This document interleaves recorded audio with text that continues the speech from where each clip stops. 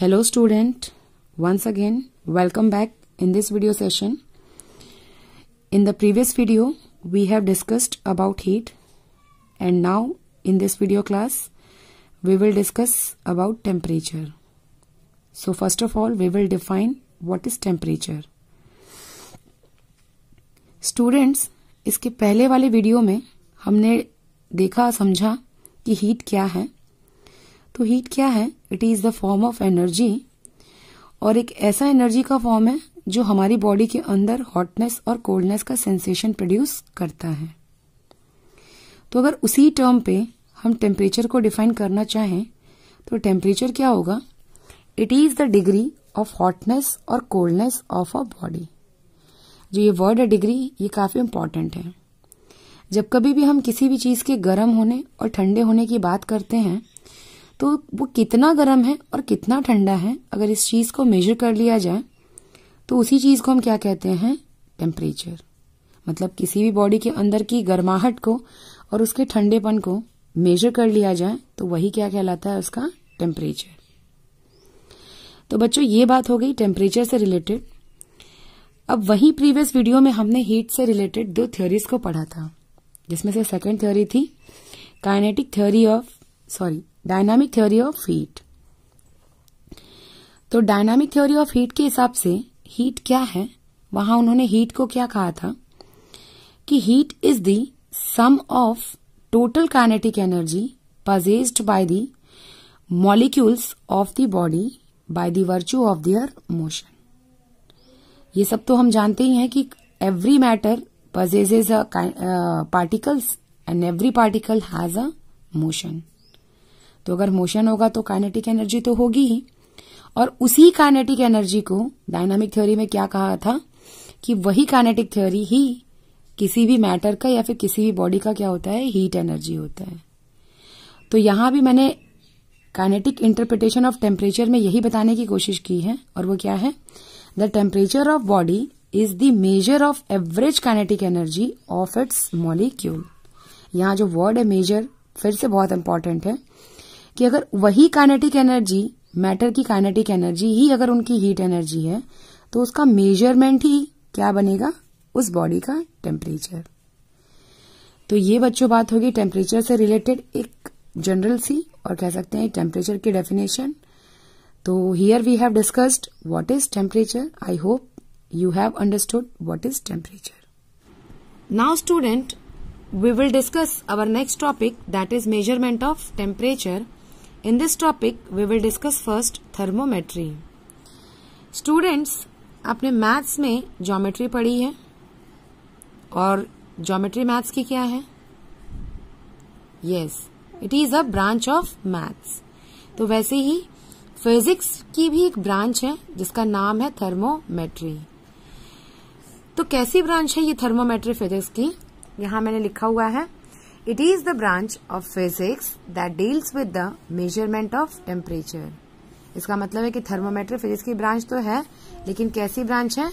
एक ऐसी ब्रांच है जिसके अंदर हम टेम्परेचर के मेजरमेंट से रिलेटेड चीजों की स्टडी करते हैं. After this we will discuss thermometer. अब ये जो थर्मोमीटर जो वर्ड है इससे भी आप काफी हद तक फैमिलियर हैं.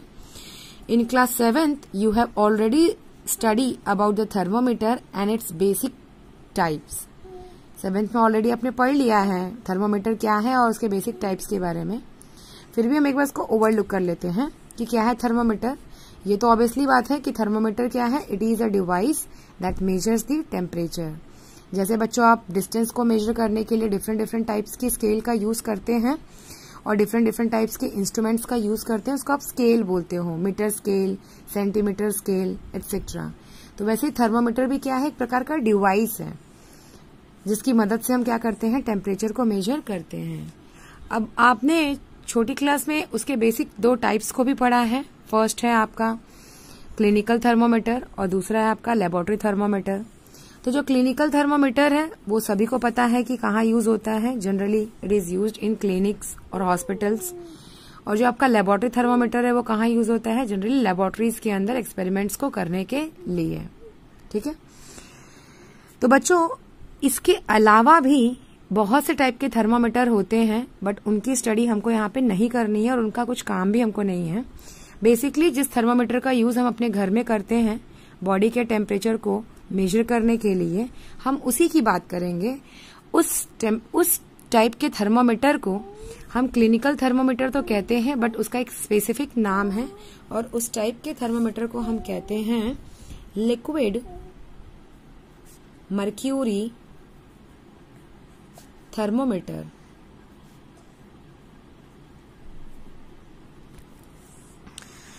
तो बच्चों, जो घर में आप थर्मोमीटर का यूज करते हो उसका नाम है लिक्विड मर्क्यूरी थर्मोमीटर।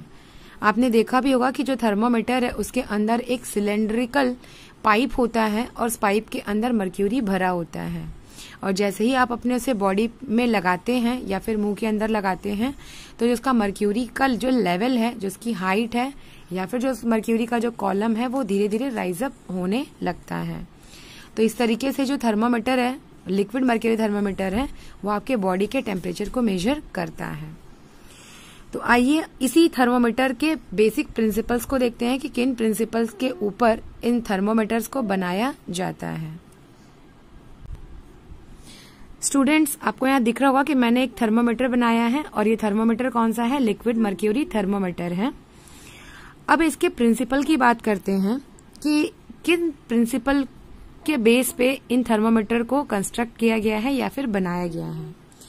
स्टूडेंट्स, आप सभी जानते हो कि मैटर के जो बेसिक फॉर्म्स हैं वो 3 ही हैं, that is liquid, solid and gas.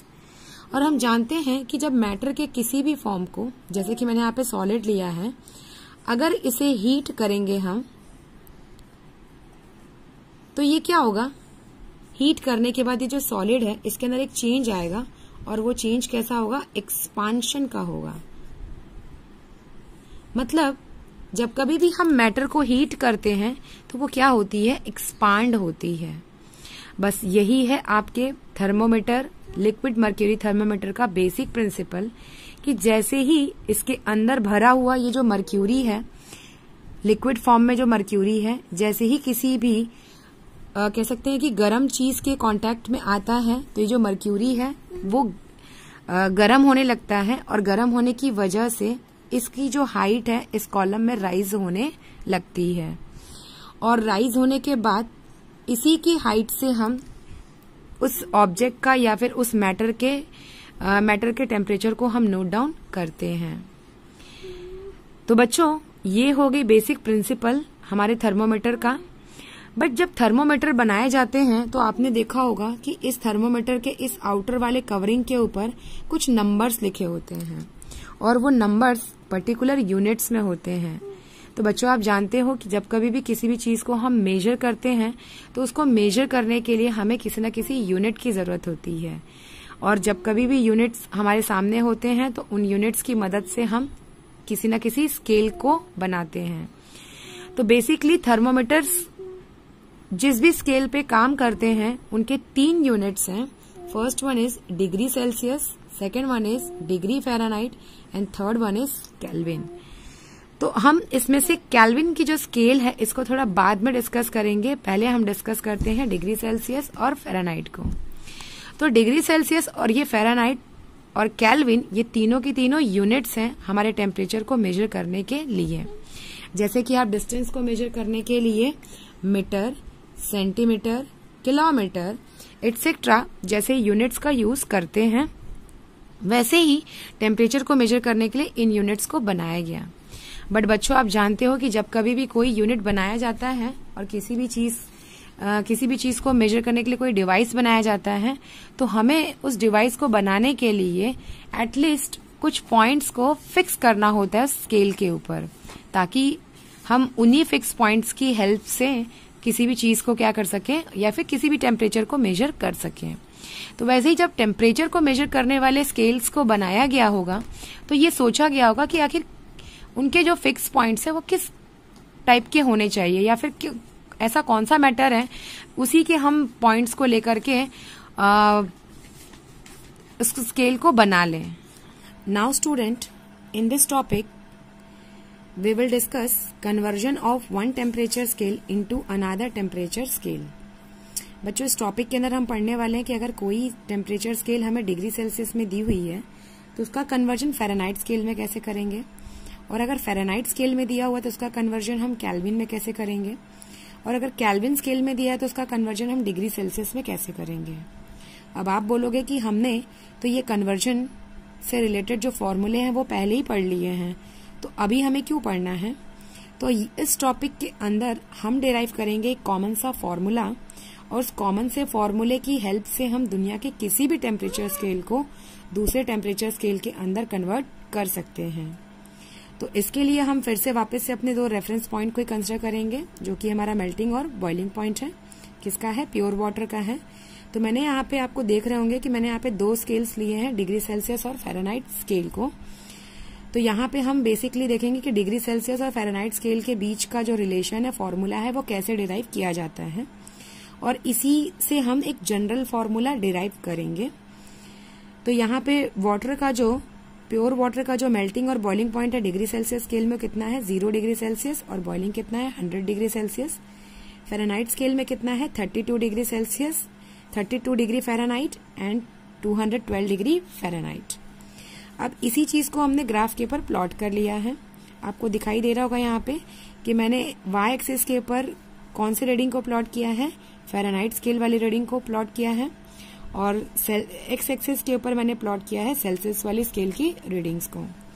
तो ये हो गया 0 और 100 डिग्री सेल्सियस वाले स्केल के मेल्टिंग और बॉइलिंग पॉइंट, और 32 और 212 हो गए फ़ारेनहाइट स्केल वाले रीडिंग के मेल्टिंग और बॉइलिंग पॉइंट।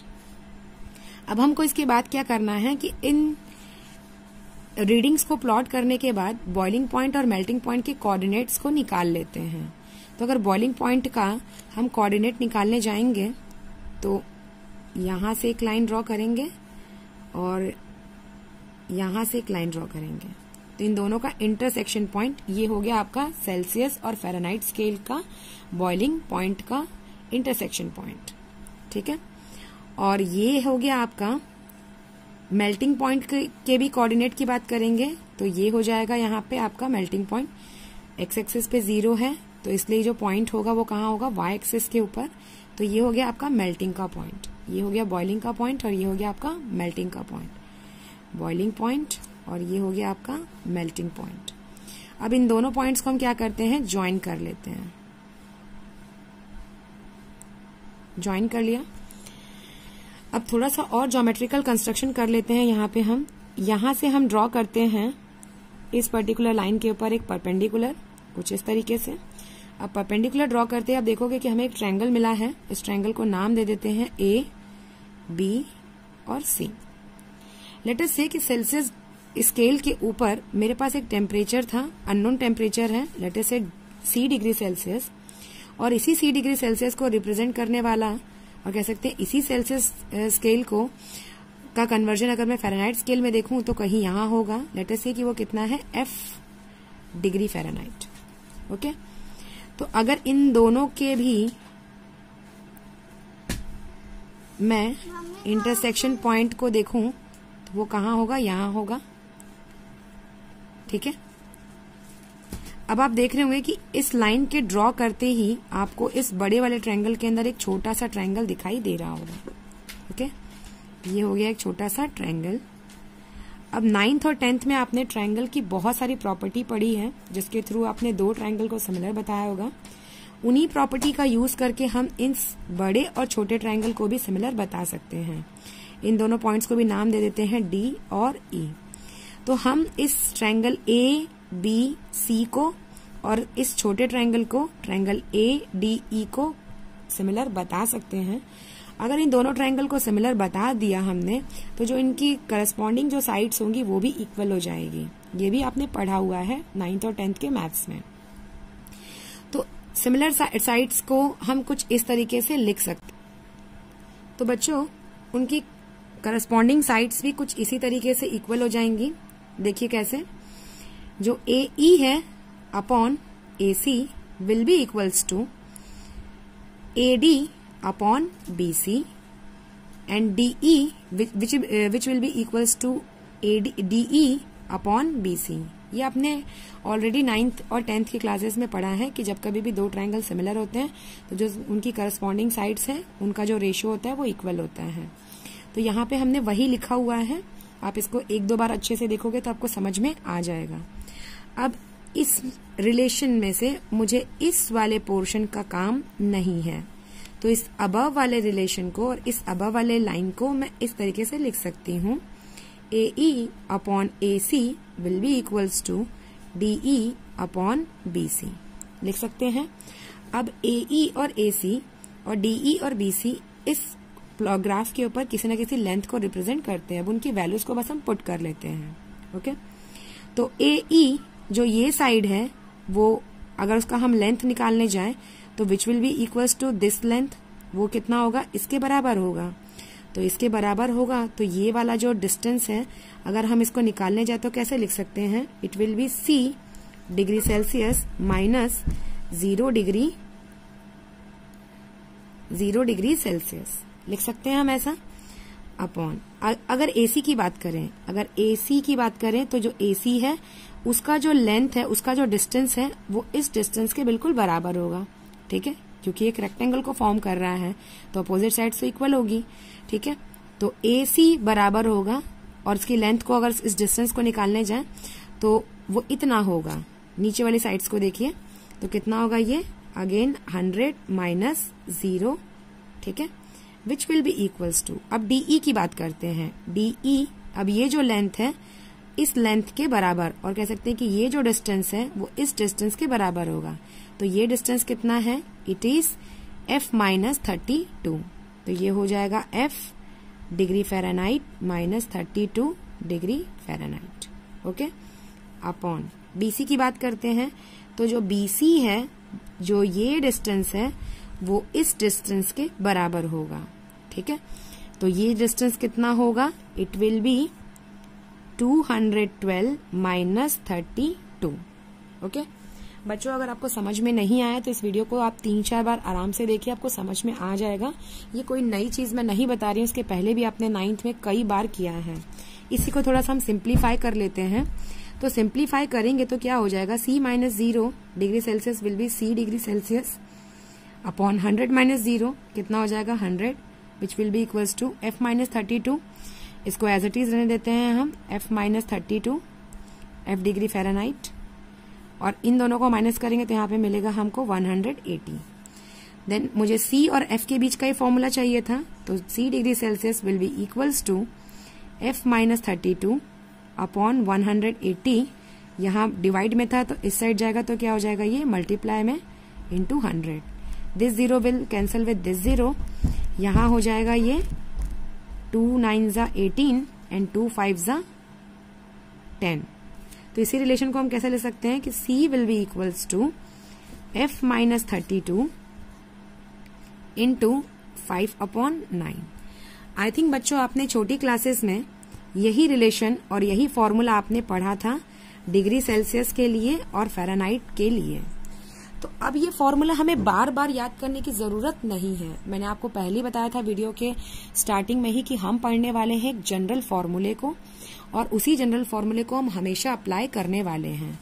तो इस फॉर्मूले को अप्लाई करने के लिए जब कभी भी आप दो स्केल के बीच में कंपैरिजन करोगे तो आप बार बार ये ग्राफ बनाओगे, और जब कभी भी आप ये ग्राफ को बनाओगे तो आपको ये हमेशा ही मिलेगा, ये हमेशा मिलेगा, तो आपको हमेशा ही एक ये जो रिलेशन है बार बार मिलेगा। इसी कॉमन रिलेशन से हम फाइंड आउट करेंगे हमारा जनरल फॉर्मूला। इस फॉर्मूले को बच्चों आप ध्यान से देख लो अच्छे से, इसी से हम बनाने वाले हैं अपना जनरल फॉर्मूला। नाउ स्टूडेंट, इसके पहले वाले में आपको बताया कि कैसे किसी भी दो स्केल के बीच के रिलेशन को या फिर फॉर्मूले को हम निकाल सकते हैं या फिर बना सकते हैं। लेकिन मैंने आपको बताया है कि हम एक पढ़ेंगे जनरल फॉर्मूला जो हम किसी भी दो स्केल के बीच में अप्लाई कर सकते हैं, और अप्लाई करके उन दोनों के बीच का फॉर्मूला हम निकाल सकते हैं। हमें बार बार फॉर्मूले को याद रखने की जरूरत नहीं है। तो आइए मैं आपको उसी को एक्सप्लेन करती हूँ और उसी फॉर्मूले को जनरलाइज करते हैं और कैसे अप्लाई करेंगे वो देखते हैं। स्टूडेंट्स, ये वही ग्राफ है जो हमने इसके पहले देखा है। वहां पे मैंने आपको बताया था कि ये दोनों जो ट्रायंगल है, बड़ा वाला और ये छोटा वाला ट्रायंगल, एक दूसरे को सिमिलर होने वाले हैं, और सिमिलर होंगे तो उनकी जो करस्पॉन्डिंग साइड्स का जो रेशियो है वो इक्वल होने वाला है। अगर वो इक्वल होगा तो हमें ये रिलेशन बार बार मिलेगा। तो बच्चों मैंने यहाँ पे फ़ारेनहाइट और डिग्री सेल्सियस दो स्केल्स को लिया था। आप चाहें तो किसी भी दो स्केल के बीच में इस ग्राफ को ड्रॉ कर सकते हैं। जब जब आप इस स्केल को ड्रॉ करोगे तब तब आपको ये करस्पॉन्डिंग साइड्स के रेशियो का जो रेशियो है वो इक्वल मिलेगा, और अगर वो इक्वल मिलेगा तो आपको यहाँ पे बार बार ये रिलेशन मिलेगा। बार बार ये रिलेशन मिलने का मतलब, इसी को अगर हम जनरलाइज या फिर जनरल वे में लिखना चाहें तो ये सी क्या था, सी इस सेल्सियस स्केल के ऊपर एक अननोन सी रीडिंग थी। तो इस सी को मैं लिख सकती हूं it is a reading scale minus, अब ये जीरो क्या था, इसी स्केल का मेल्टिंग पॉइंट था, minus melting point divided by 100 क्या था, इसी सेल्सियस स्केल का क्या था, boiling point. Boiling point minus again zero क्या है, इसी सेल्सियस स्केल का मेल्टिंग पॉइंट है। ठीक है बच्चों, सेम चीज यहां पे भी वैसे की वैसे ही लिखी जाएगी। आप देख लीजिए कि ये एफ क्या था, इस फ़ारेनहाइट स्केल के ऊपर एक अननोन रीडिंग थी, तो मैं इसे लिख सकती हूं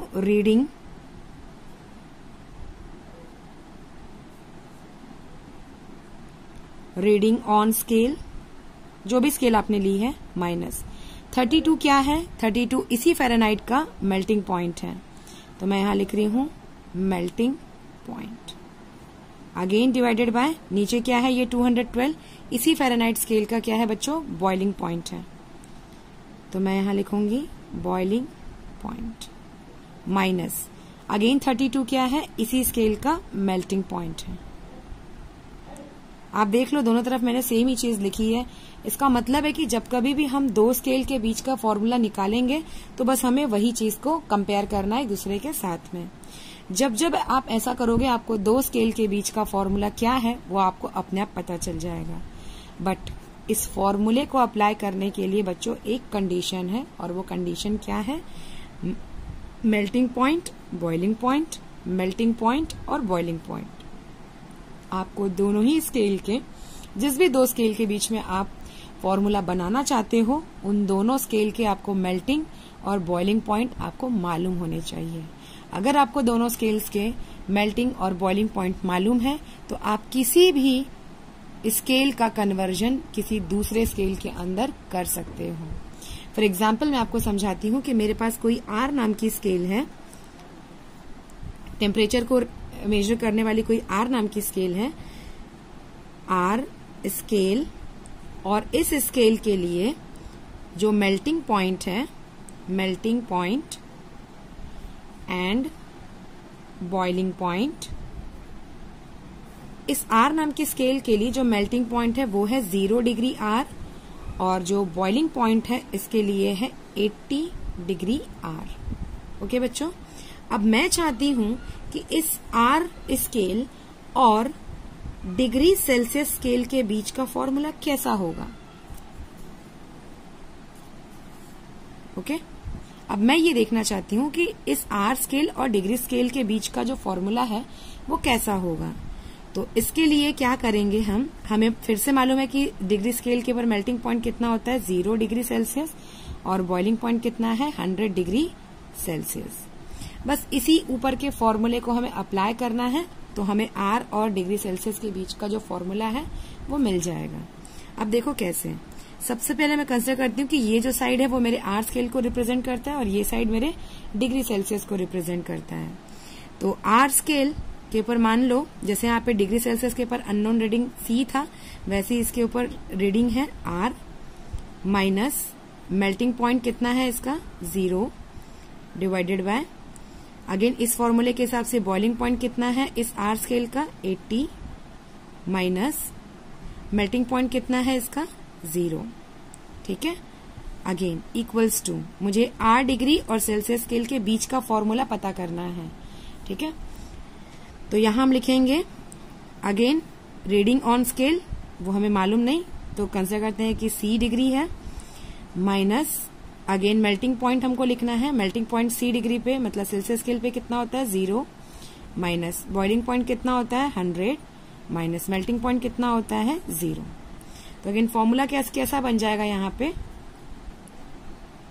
R माइनस 0 डिग्री R होगा 80 minus 0 80 is equals to C minus 0 C divided by 100 minus 0 100।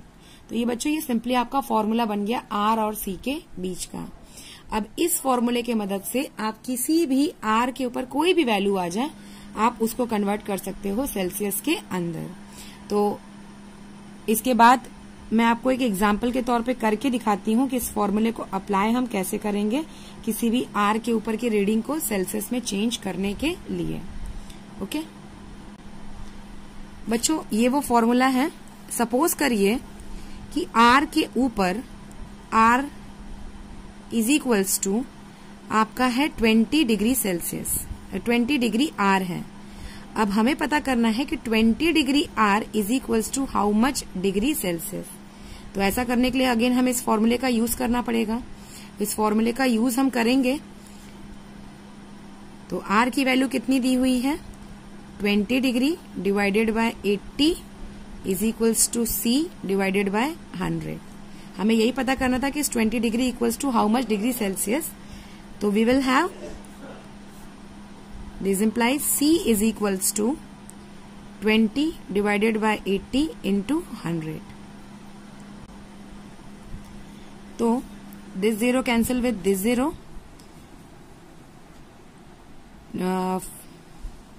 2 4s are 8 and 2 5s are 10. 4 1s are 4 and 4 5s are 20. तो हमें क्या मिला है 5 into 5.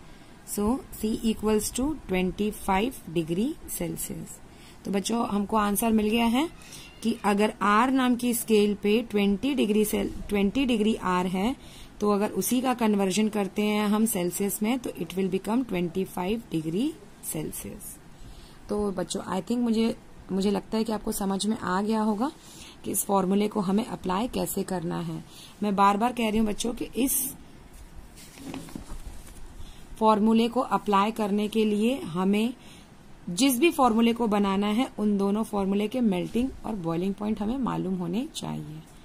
ओके तो यहाँ पे हमने कंप्लीट कर लिया मेजरमेंट ऑफ टेम्परेचर पूरी तरह से। इसके बाद वाले वीडियो में हम बात करेंगे ideal gas and absolute temperature के बारे में।